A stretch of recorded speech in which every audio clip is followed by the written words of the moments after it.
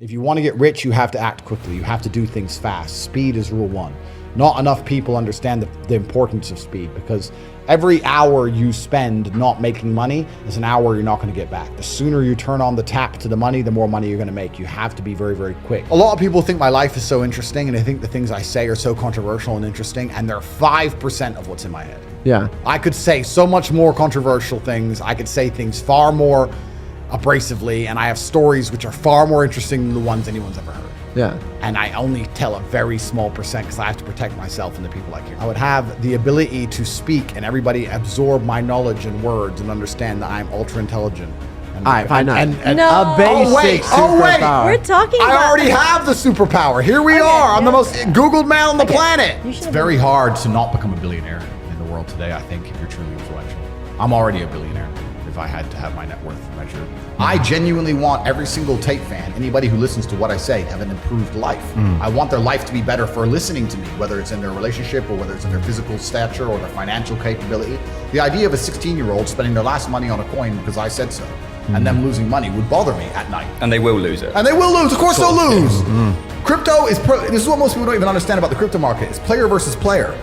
You can only sell it for $10 after buying it for $1 because someone's buying it at $10. Someone is out to lose. So you can't launch a coin and nobody loses. This is why I haven't launched a crypto. I can make $10 billion today if I launched a crypto, but I refuse to do it because people are going to lose under my name. It's all clown world. Yeah. And then you get to the point where you have to realize, do I need more money or do I want to genuinely be a force for good in the world? And I don't need money. It's the last thing I need. So I'm not going to sell my soul. Logan's obviously a brokey. So he sold his soul like a punk. And now God, then he insulted God, which was great. I didn't see that. He robbed all his I didn't fans, see that. and then he sat there and insulted God, and now God's teaching him a lesson. And maybe he's take his atheistic ass and go look in the fucking mirror and understand that there's powers in his universe he doesn't understand. And he can stop being an arrogant piece of shit, and he can apologize to his fans. He can take the last money in his little brokey bank account and refund it like a man would. That's what I'd do if they were insulting me. I'd go and say, look, here's my bank balance. I have this much money. I'm giving it to charity. Guy's a fucking punk. He just wants to continue to talk on podcasts and pretend his fans are going to care about him forever. Nobody respects that man any longer from the day he attacked me. Anybody who attacks me gets fucking wrecked. True Jordy lost every sponsor, got wrecked. Logan got wrecked. I'm divinely protected. These clowns need to just not say my name. So yeah, because they're people without morals. And if you have no morality on a long enough time scale, God will teach you a lesson. They're fucking morally bankrupt individuals. They're just sitting there, anything they can to grab some money from the world, fucking their fans. All the world's money is moving to Dubai, or at least setting up a second life in Dubai in the event of something going wrong in their host country, where they can instantly bounce. And when I say all the world's money, I mean everywhere. All the Russians are going there. Chinese are starting to go there. Everyone I know in Europe with money has got a second home in Dubai. Everyone's setting up because it's designed in a way where you can go, you can spend a few weeks there, you can get your residency, you can become a resident. It's so easy to buy property. There's 0% taxes. They've got banking, which is all legit. The best banking in the world. They've got shopping. They've got everything. It's almost second nature to me. It's not a conscious thing. If I'm awake, I don't see why I wouldn't be doing something constructive. I'm a conscious now. I've woken up. I'm either in the gym or I'm working. What else am I going to do besides turn my brain off in front of Netflix? It's just all clown world to me. If I'm awake, it's work. Or training, and that's how I've always lived, and that's just how I'm going to live as long as I can. If I get to a point where I feel need to slow down, then I'll slow down. Well, it's interesting about watching content because watching content can be a double-edged sword. You can learn a bunch of things, and everyone at home here, I like to feel like they're getting value and they're learning things. But there's also the other edge of people who feel like if they just watch a bunch of shit and do nothing, that they're taking action. They feel better about themselves, but they're not actually taking action. Yep. You know, so you have to balance the two carefully. Ultimately, it's going to be action that shapes your world. Ultimately, you're going to have to do something. So if you're watching something, you should be very conscious of what it is. I mean, I've created my reality, absolutely. I've cut out all bullshit in my life. Like, I don't have TikTok installed on my phone, man. So I don't have anything. I don't have anything installed on my phone. I don't absorb any bullshit, fucking random entertainment. I don't watch any podcasts of anyone else. Like nothing. I don't need to. I've tried to be very, very efficient with it. But yeah, you have to be careful if you just watch too much content. Like you guys have a website, right? And you teach things. I have a website. I teach things. Whatever. If you watch this podcast and you genuinely learn things from it, then you should be on one of the two websites by the end of this. By the time the end of the conversation ends. If you're going to watch the podcast and go, yeah, they're all pretty smart. Anyway, then you've wasted your time. If you're going to watch something, it needs to either tell you what to do or inspire you to take action. If you're not going to take action, you're going to fail. That's the reality. I said that I don't read books, and I'm very anti-reading. and it upset a whole bunch of people. My problem with reading is not that there's not good information there. It's too slow. It feels slow. I'm with him. I'm with him. It feels slow. I just feel like I don't have read the a bit hour- faster. Yeah, perhaps. I don't have the hours. I'm now at the point where I will hand the book to my PA and say, give me a 2-minute summary, you read it. Like, for me, that's just where I am. But also, life teaches you a lot. And I think a lot of people are not very self-reflective of their own lives. I don't think you can read a book and that's great. But I think if you're living an interesting life, if you were to take half an hour a day to actually sit and go, okay, what good has happened to me today? And what bad has happened to me today? Why have those things happened? And how can I prevent them from happening again? Most people don't, that kind of crap doesn't even cross their minds. Like every day I will sit at the end of the day and go, what bad has happened to me today? How did that happen? Did I get caught slipping was I on the street and some guys come up to me and it could have been a dangerous situation? Like, how could I genuinely have improved my reality? And you can self-reflect and teach yourself everything.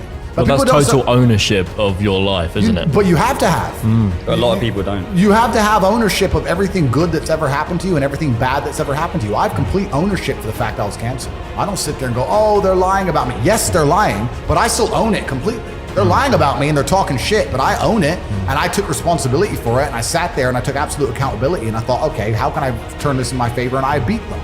If I'm walking down the street and it starts to rain, I take responsibility for that. I didn't have to be in rainy London. I could have been somewhere else. I could have brought an umbrella. Could have took a car. I am responsible for getting wet in the rain. And there's people out here who just don't take any responsibility for their own actions, let alone the weather. If you take complete self-accountability and you self-reflect, it's raining, I'm unlucky. You got told. I must be a loser. No, but that's what they'll say. I got wet because it rained, not my fault. Whereas I'll say I got wet because I did not prepare for the rain. And life is a value exchange. Every friendship, every relationship, every business relationship, there has to be an exchange of value. If as you progress through life, if people stay in the same place, you're only giving value. You're not receiving any value back. And you have to be ruthless about those things. Like, I have a very curated circle and everybody in my circle is extremely useful and we're extremely successful. And it's a very motivating thing. If you're in a room full of ice cream experts and all they talk about is ice cream, how to move ice cream, how to sell ice cream, different flavors of ice cream, how you make ice cream, you're gonna learn a lot about ice cream.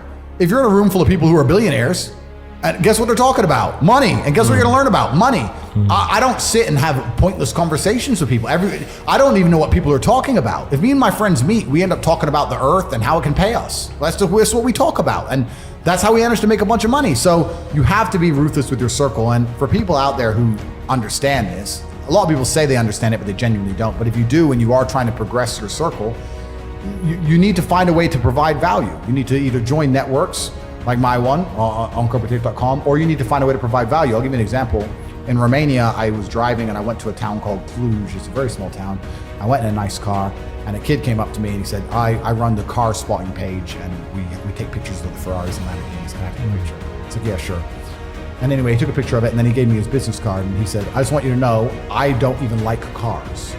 I just knew the best way for me to meet rich people is to take photos of nice cars. It's a great story. I was like, you're smart. Very smart. I hired him. I'm not surprised. He works for me. Yeah, he still works for me for this day. Yeah. He was smart enough to go, well, where's the money over there? Yeah. How do I get close to the money? Oh, they don't want to talk to me. But if I take cool photos of his car, he might want to talk to me. You have to find a way to provide value to people. Yeah. If you provide value and it's a value exchange, you'll do good. But yeah, I say this to people and they go, oh, but my friend, and we have a good time together. Well, if you're going to prioritize your friends by drinking and having fun, then you're going to have a bunch of fucking loser friends. That's your life, and that's your life to live. It's fine. Don't complain when the NHS are on strike and you can't get seen and I'm in a private hospital in fucking Saudi. That's your problem. You have to just make your decisions in life and live true to them. But creating a circle is ultra important. And it's not just important financially, it's also important for your entire life and your mindset as a whole.